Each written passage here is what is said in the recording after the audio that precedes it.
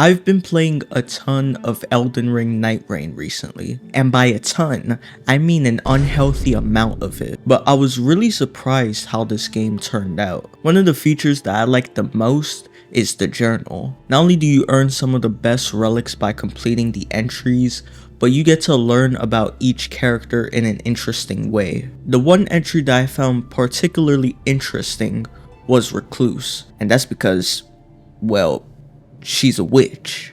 And you know, this is video games with a little bit of Bible in it. Exodus 22 verse 18. Thou shalt not suffer a witch to live. So yeah, don't be a witch, you bitch. Okay, no, but in all seriousness, this character actually inspired me to go back to Elden Ring and deep dive into a certain part of the lore that at first I didn't really find that interesting until today. I do solemnly swear to every living being and every living soul. Now cometh the age of the stars. In Elden Ring, there's a variety of starting classes you can pick from. One of the classes being Astrologer. It's quite literally in our faces, and we're gonna go straight into it. But before we do that, what's goody gamer? It's your boy, Professor Birdicus. I hope y'all are doing well. In today's episode of video games, we will be talking about Elden Ring's astrological story. So with all that being said, let's slay the two fingers and yo broski, stop looking at Ronnie like that, you weirdo, and enjoy Elden Ring, an astrological horror.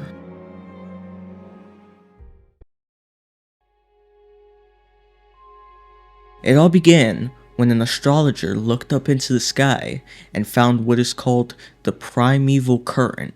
Then suddenly, what this astrologer saw in the sky manifested in reality, creating what is called the Founding Reign of Stars, the first of the glintstone sorceries. These stars would go on to inspire the astrologers to study and create more sorceries using this material. Now originally, these astrologers stargazed not just for these sorceries, but they believed that the stars and the moon governed their fate.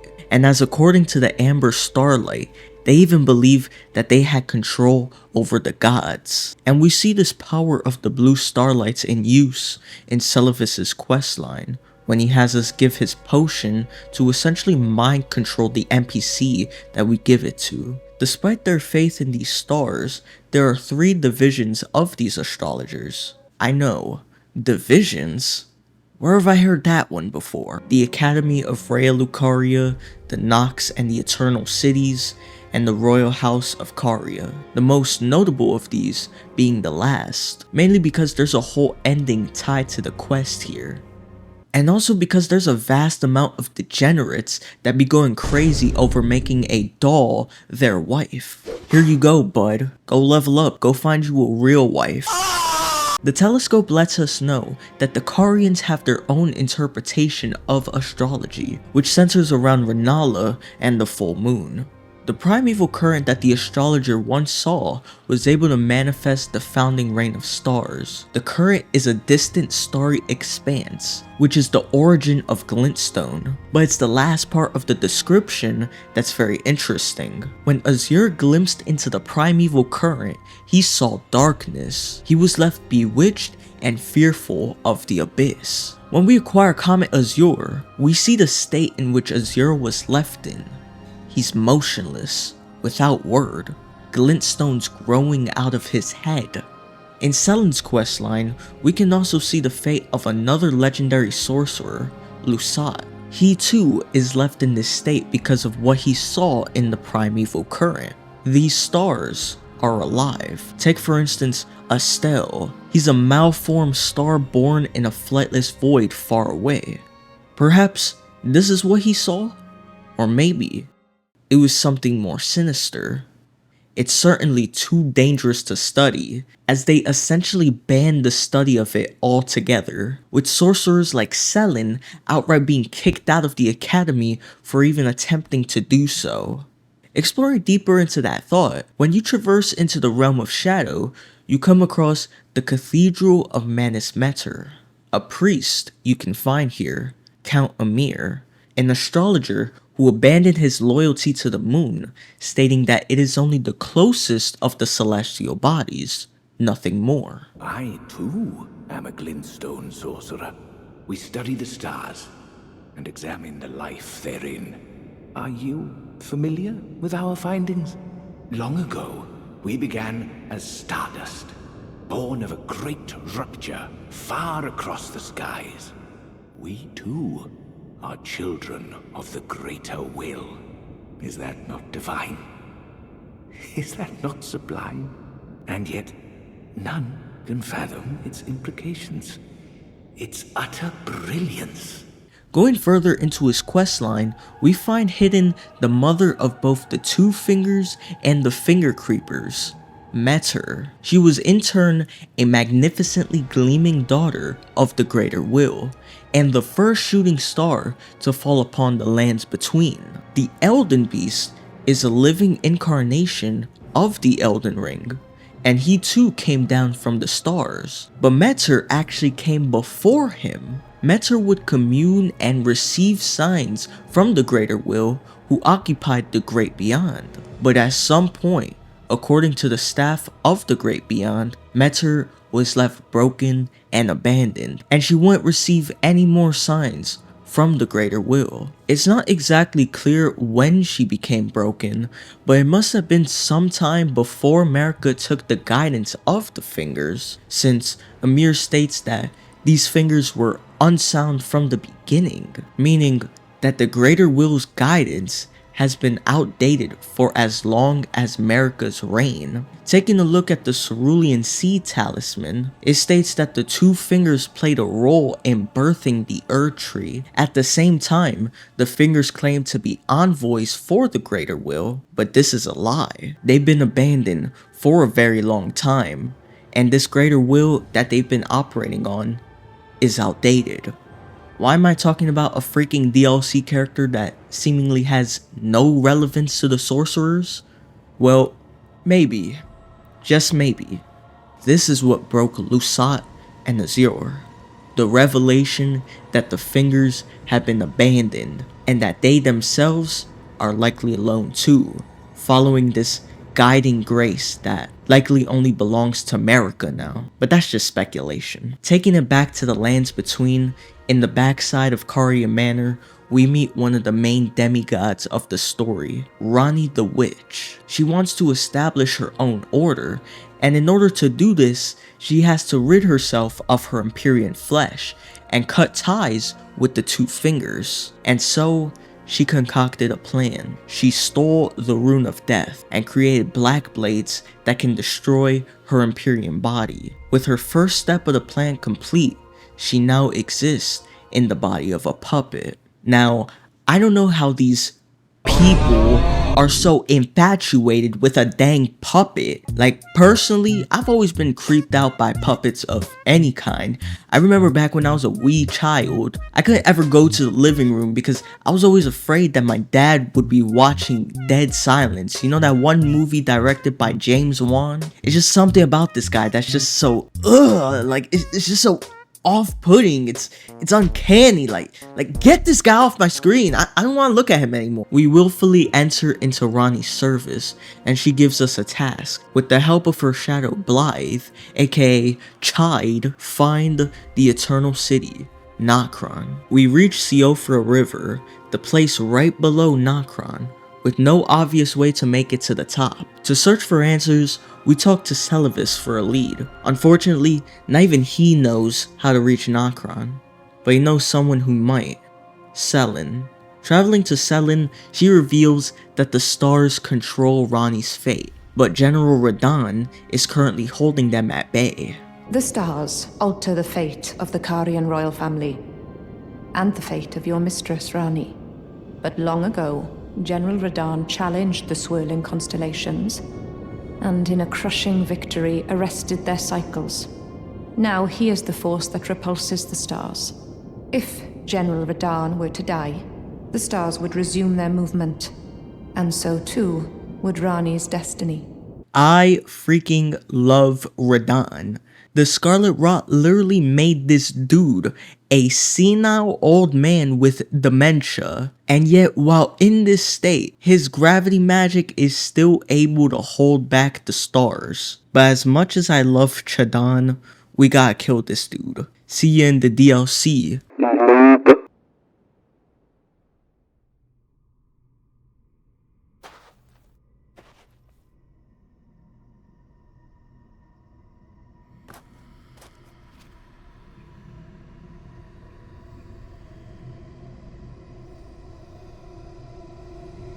With Radan's death, Ronnie's fate is immediately released from stasis, with a star hurtling through the mistwood, tearing a massive crater through it. We make our way down and we find Necron, the Eternal City. The Nox were banished to this place long ago for going against the greater will, forced to observe these false stars. Though it wasn't made clear exactly what they did, we can surmise that it had something to do with the city's treasure, the Fingerslayer Blade, a weapon capable of slaying the two fingers. There's one speculation that I really like, and it's that the Nox tried to kill Metter. As you can see on her character model, she actually has a wound on her with blood leaking out, though to my knowledge, this isn't confirmed. After finding it, we can return to Ronnie. Ah, it was thee. Not blithe it seemeth. Even in my slumber I sensed it. It is in thy possession, is it not? The hidden treasure of Necron. My thanks. Finally all the pieces are in place. Soon must I begin my journey. Upon the dark path only I may tread.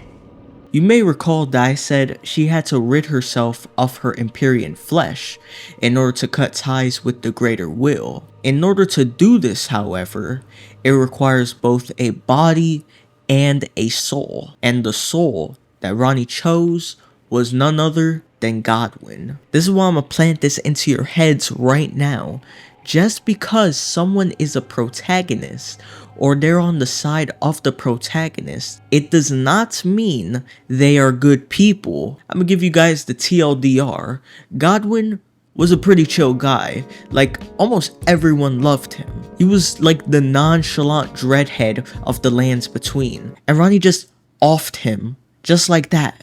Now this is him. Ronnie is evil. Before leaving, she gives us the Carian inverted statue, which can be used to flip the Carian study hall to reveal the divine tower of Liurnia. And at the top of the tower is not a great rune like the other towers, but instead her decayed body with the cursed mark of death, the mark that was carved into her before dying. Back at Three Sisters, if we head to Renna's Rise, there's now a portal. Taking it leads us to Ainzel River, where we can find a miniature Ronnie puppet. And what a surprise, it's actually Ronnie in disguise. Cause yeah, nothing says I'm not the person trying to kill you more than a miniature version of a demigod witch who is trying to kill you, who also happens to have mastery level sorceries strong enough to challenge other demigods and establish her own order in the lands between. Nothing says that at all. Ronnie is currently in hiding because the Two Fingers sent out a baleful shadow to hunt her. This baleful shadow looks eerily like Blythe, only his sword is imbued with destined death. In any case, he goes down, and Ronnie is able to continue her journey, abandoning her companions, Blythe and Iji, for good. Essentially, in the order that Ronnie plans to establish, it will be unreachable to people. She will not accept any worship from them. No offerings, no communion. This is a stark contrast to the order that Marika has in place. Making our way through Ainzel River and on a secret lift, we reach a church on the Moonlight Altar, the Cathedral of Manus Celeste, or in other words, the Cathedral of the heavenly hand. Beneath the church lies the remains of the two fingers, with Ronnie just below them, successful in cutting her ties with them.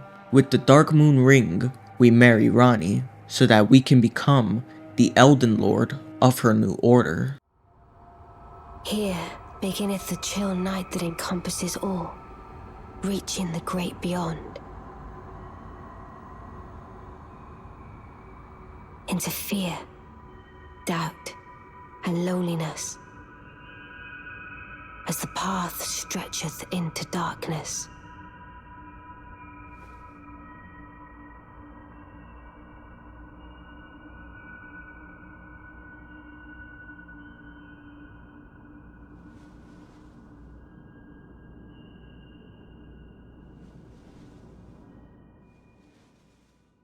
Under the wisdom of the moon, Ronnie's order will exist, but it will not be able to be believed, seen, or touched by the living, ever. And for this to occur, a sacrifice must happen. She must leave and never return, with you by her side.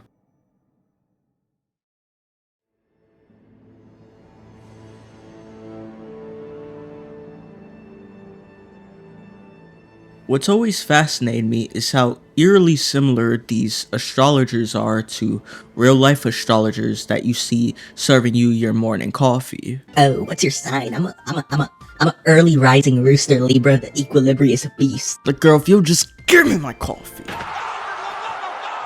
Okay, maybe they're not like that in Elden Ring, but the idea has always been there. The observation of the stars for fate and destiny. Like I said earlier in the video, just because a character is a protagonist or on the side of the protagonist, it does not mean they are good people. I'm about to show you guys the pure wickedness of this astrology and why you, yes, I'm talking to you now, Christians, need to stay absolutely far away from this type of stuff. Let's go to Genesis 1, the creation account, verse 14. And God said, "Let there be lights in the firmament of the heaven to divide the day from the night, and let them be for signs, and for seasons, and for days and years." These lights in the firmament are the sun and the moon and the stars, and they are to be for us signs, seasons, days, and years. That is their purpose. Yet, we see in Elden Ring that they're looking at these stars to determine their fate. And this happens in real life too, as I will show in a bit. Now the firmament...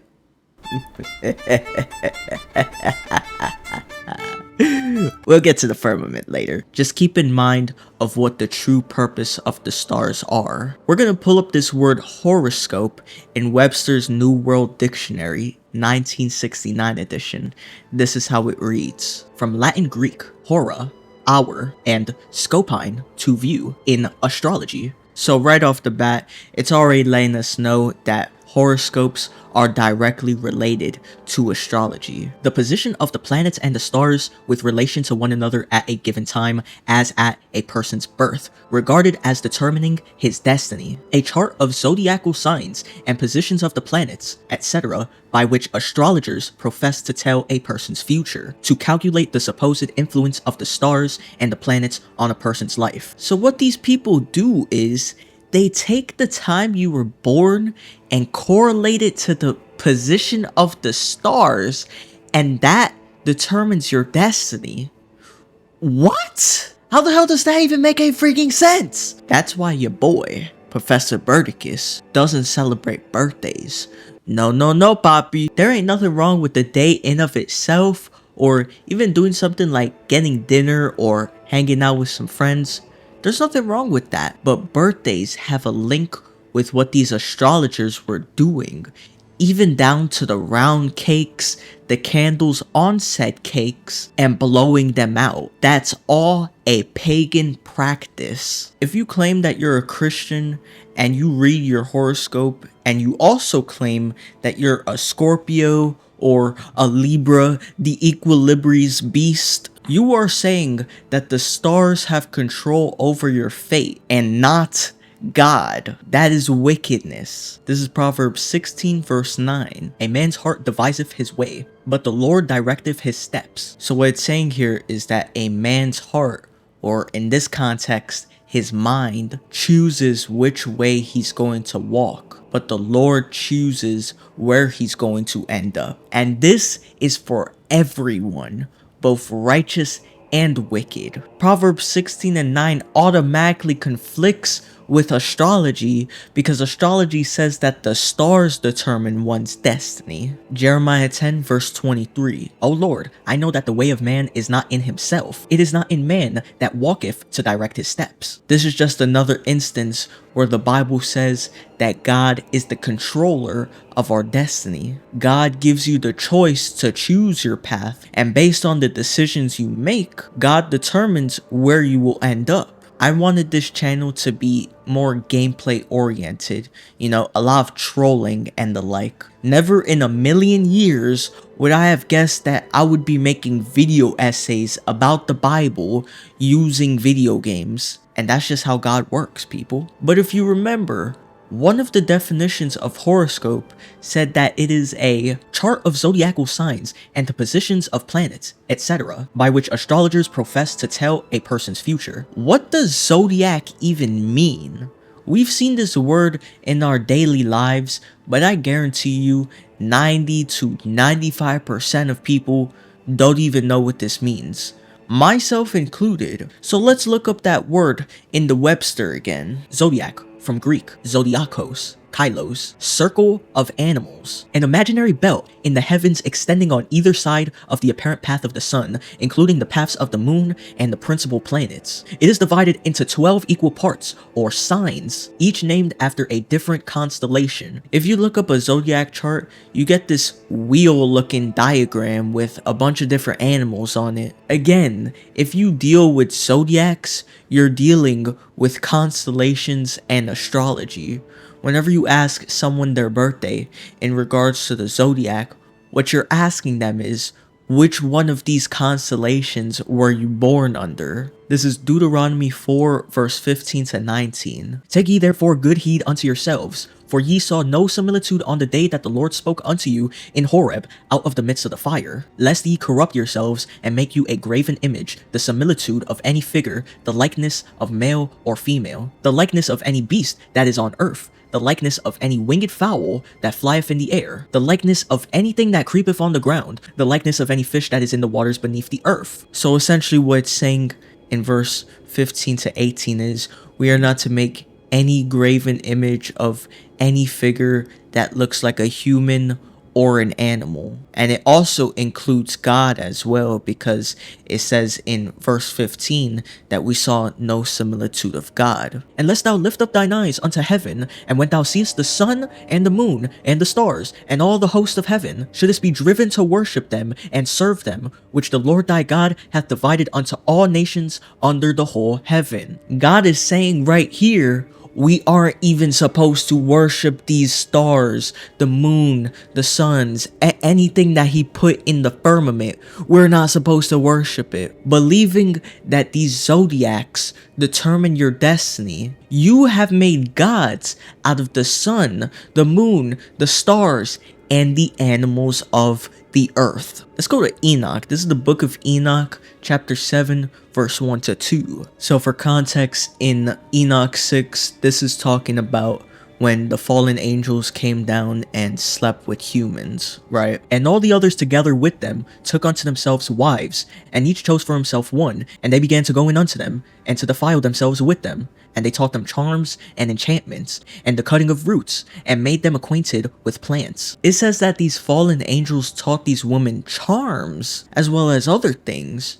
In Deuteronomy 18 verse 11 to 12, God calls charmers an abomination. But what are charms? Charms are spells, ladies and gentlemen. What does that sound like? Sounds a lot like Elden Ring. And I find it interesting that these sorcerers that you find in game also happen to be stargazing. They perform astrology. Why is that? It's because they have that connection, that relationship with each other, and they became pregnant and they bear great giants whose height are 3,000 ells. And it's telling you right here that these fallen angels sleeping with humanity are also the origins of these giants, or what you probably know as Nephilim. But that's a story for another video. Let's go to Enoch 8 verse 1 to 4. And Azazel taught men to make swords and knives and shields and breastplates, and made known to them the metals of the earth, and the art of working with them, and bracelets and ornaments, and the use of antimony, and the beautifying of eyelids, and all kinds of costly stones, and all coloring tinctures. And there arose much godlessness, and they committed fornication, and they were led astray, and became corrupt in their ways. Semjaza taught enchantments and root cuttings, Armaros the resolving of enchantments, Barakichal taught astrology, Kokabel the constellations, Ezekiel the knowledge of the clouds, Arakiel the signs of the earth, Shamsiel the signs of the sun, and Sariel the course of the moon. And as men perished, they cried, and their cry went up to heaven. It says right here, these fallen angels were teaching humanity astrology. So whenever you're dealing with star signs and the zodiacs, guess what? You are dealing directly with fallen angels and demons. This is Isaiah 47 verse 11 to 14. Therefore shall evil come upon thee. Thou shalt not know from whence it riseth, and mischief shall fall upon thee. Thou shalt not be able to put it off, and desolation shall come upon thee suddenly, which thou shalt not know. Isaiah is speaking in the future tense. The Babylonians were dealing with astrology and psychics, who are people who tell the future. But God is saying that the evil that will come to them, they won't be able to tell when it's going to happen. Stand now with thine enchantments, and with the multitude of thy sorceries, wherein thou hast labored from thy youth. If so, thou shalt be able to profit. If so, be thou mayest prevail. Thou art wearied in the multitude of thy counsels. Let now the astrologers, the stargazers, the monthly prognosticators stand up, and save thee from these things that shall come upon thee. Behold, they shall be as stubble, the fire shall burn them, they shall not deliver themselves from the power of the flame. There shall not be a coal to warm at, nor fire to sit before it. Verse 13 is talking about the same astrology from Enoch, from Deuteronomy, but it also includes monthly prognosticators, meaning they deal with zodiacs on a monthly basis. This is the Hebrew word for astrology. It's H1895, Habar, a primitive root of uncertain, perhaps foreign derivation. To be a horoscopist, astrologer, is plain and simple, guys. An astrologer is someone who deals with horoscopes, or is a horoscopist. Every instance of astrology and horoscopes and zodiacs, whenever it's mentioned in the Bible, it's condemned. This is why I'm so big on not celebrating birthdays, because celebrating birthdays is pagan. Like I said, the celebration in of itself is not a bad thing, but because it's tied with what the heathens are doing, then it's best that we just stay clear from it altogether. They believe that your birthday determines which god you are under, and it determines what your future will be. In other words, they believe that the stars would determine when you were born, but it's God. God is the one who decides when you're born. Let's go to 2 Kings 21 verse 1 to 6. Manasseh was 12 years old when he began to reign, and reigned 50 years in Jerusalem.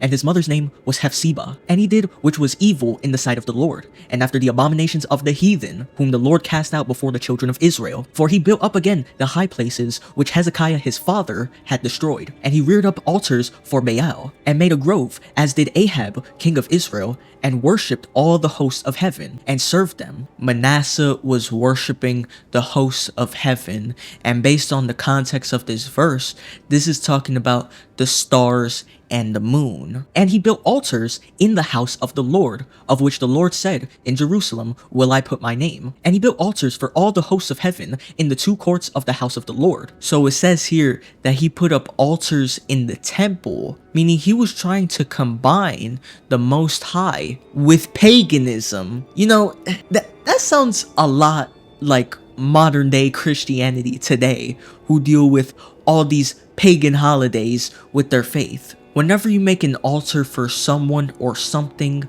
even if it doesn't say that the person or people that built it worship that person or something, they are still worshiping it. That altar is meant to present sacrifices to it. And he made his son pass through the fire, and observed times, and used enchantments, and dealt with familiar spirits and wizards. He wrought much wickedness in the sight of the Lord to provoke him to anger. Plain and clearly, Manasseh observed times, or in other words, dealt with horoscopes, and God again called it an abomination. When you deal with all these abominations, you're provoking God to anger. Just because he didn't do anything up to this point doesn't mean he won't in the future. He's just saving his punishment for later. This is Job 38 verse 31 to 32. Canst thou bind the sweet influences of the Pleiades, or loose the bands of Orion? Canst thou bring forth Mazzaroth in his season, or canst thou guide Arcturus with his sons? This is a rhetorical question from God to Job.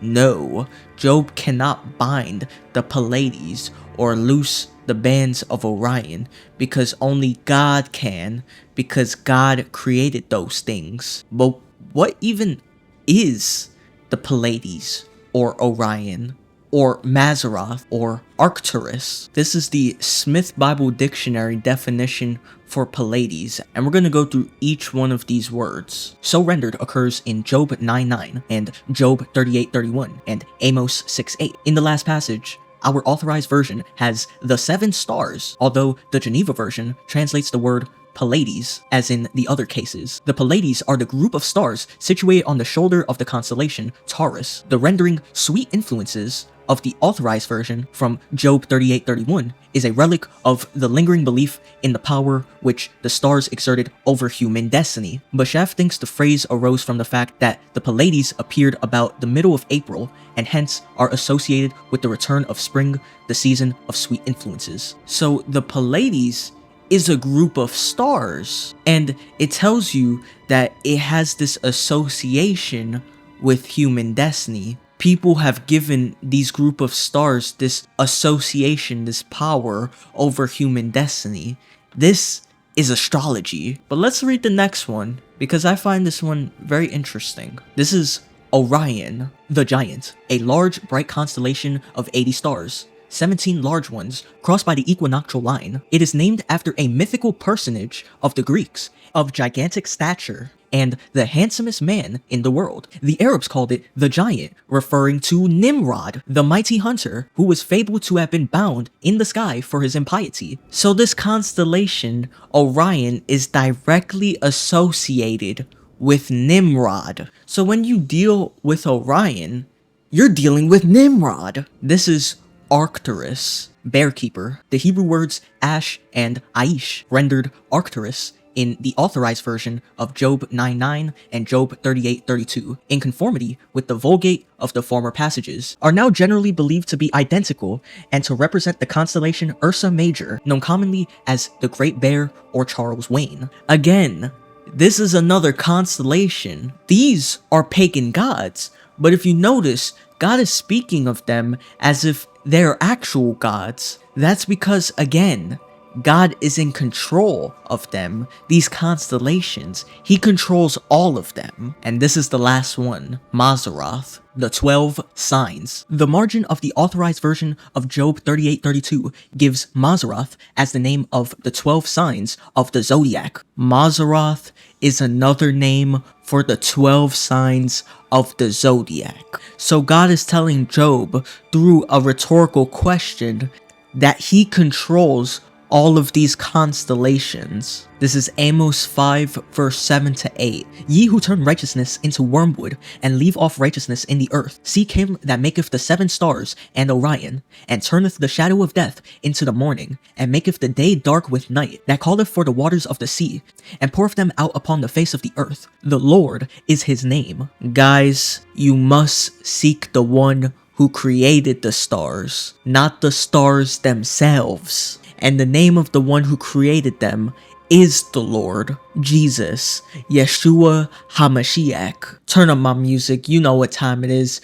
You already know for a fact. This is a good one.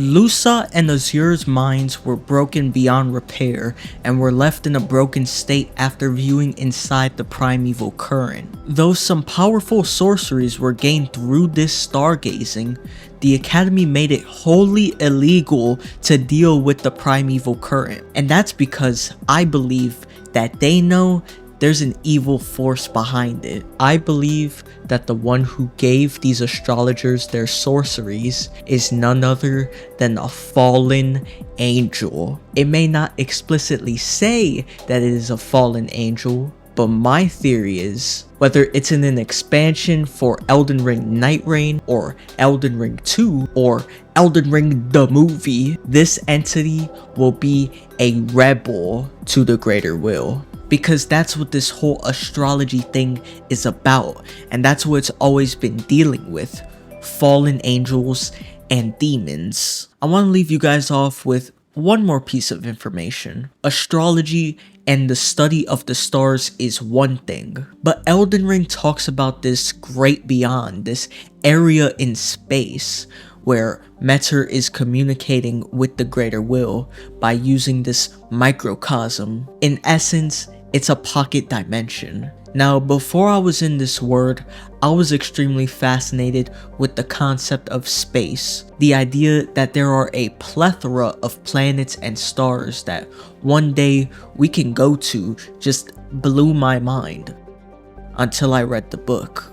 This is Genesis 1, verse 6 to 8. And God said, "Let there be a firmament in the midst of the waters, and let it divide the waters from the waters. And God made the firmament, and divided the waters which were under the firmament from the waters which were above the firmament, and it was so. And God called the firmament heaven, and the evening and the morning were the second day." Firmament in the Hebrew is H7549, Rakia, from H7554. Properly an expanse, i.e. the firmament, or apparently visible arch of the sky, firmament. An arch is sort of a half-circle shape, and this arch stretches across all of the earth. Which also begs the question, how can the firmament be an arch if the earth is supposedly a globe? But more importantly, it says that the firmament is meant to separate the water from below the firmament and the water above the firmament, meaning that this expanse is a solid thing. Elden Ring subliminally pushes the idea that there exists an empty area or space where the moon and the stars lie. Even taking it into the real world, companies like NASA have told you that we've physically been on the moon and have sent out probes to distant planets. But the Bible says that these celestial bodies exist in the firmament, meaning that you must go through the firmament to reach these bodies. And to go through the firmament means you will reach heaven. But that's a story for another video. I hope y'all enjoyed this video. I had to take a little hiatus, but we are so back, baby. I already know how some people are gonna be. But Birdicus, you ruined the video by talking about religion and Jesus and... I'm not gonna say names because this YouTuber actually promotes paganism, but there's literally a dude on YouTube who does the exact same thing as me, right? He does lore videos out the wazoo, not only about Elden Ring and other FromSoft games, but just other games in general. But instead of talking about Christianity, he talks about alchemy, literal witchcraft, close to 500,000 subscribers. Yet I'm the one who gets the heat for mentioning that Jesus Christ is my Lord and Savior and he deserves all the glory for these videos. That's crazy.